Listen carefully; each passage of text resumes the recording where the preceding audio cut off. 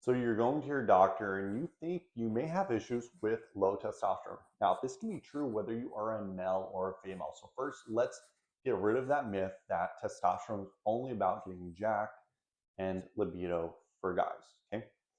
Females actually have much more testosterone than they do estrogen. So this is very important for both sexes to have good testosterone levels.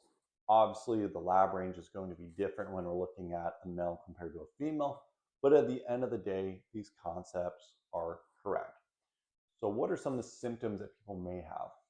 Fatigue, brain fog, low motivation, impaired libido, muscle recovery, and other things like that. So, you don't want to prescribe 100% based on labs alone. We're looking for improvement of labs in conjunction with symptoms.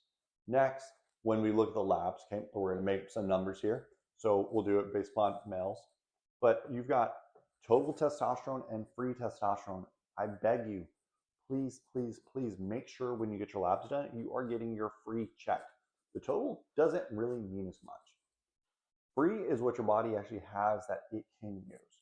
And unfortunately, a lot of people are getting total levels done, right? So let's say you're a guy, 250 to 1,000, you may get 280, you may get 600, right? And you're like, hey, well, I think I've got an issue or I don't. That's not the best way to do it. I've seen people who will hit middle and total, but then they're free. It's pretty much non-existent. So it's not even usable. So it's as if they had none.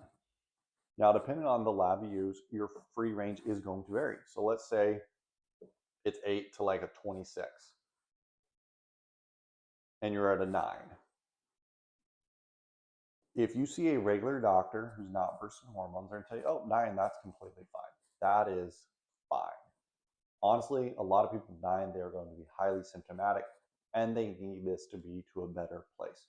Once again, this is an average number. This is not what's best for you. So we tend to push people up a bit more and we look at the number in conjunction with their symptoms. But what we're not trying to do is we're not trying to put you at like a 50. Okay, we don't need to double the lab range. That's not necessary, and that's usually, it's not being prescribed appropriately. So there's a lot of people who are looking for hormone replacement therapy who don't really need it, but then there's way more people who actually need hormone replacement therapy, both males and females, who could benefit from it. But it all starts with the right evaluation. These labs are actually pretty cheap to get your, once again, total, not as big of a deal, but you need to know where your free levels are at. Once again, you have to know where this is at. You can then get it prescribed. If you're a female, you're typically looking at some sort of topical cream is what I tend to lean to. Whereas if you're a male, the injections are by far the cheapest route. Some people want to use topical. Topicals just not as predictive. And then they are also working on pill-based versions, but that's more down the pipe, and it's there, but it's also not in the same price point as injections. Injections are by far the cheapest. So hormone replacement therapy for testosterone, it's critical for both male and female. Get your levels checked. And if you notice symptomatic improvement, as your levels go up, cool. But if your levels are going up and you're still, I've got a lot of fatigue, brain fog, my motivation's not exactly where I thought it'd be with these levels, then know that there's more to the puzzle. And that's what we do here at Peak Brain and Body in Wesley Chapel, which is right by Tampa.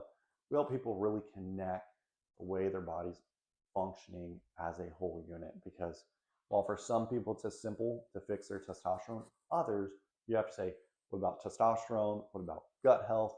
What about brain health? And when we look at you as a complete picture, that's where we get the results that you have been looking for. So next time, this is Dr. Z. I'm known as the Brain Guy.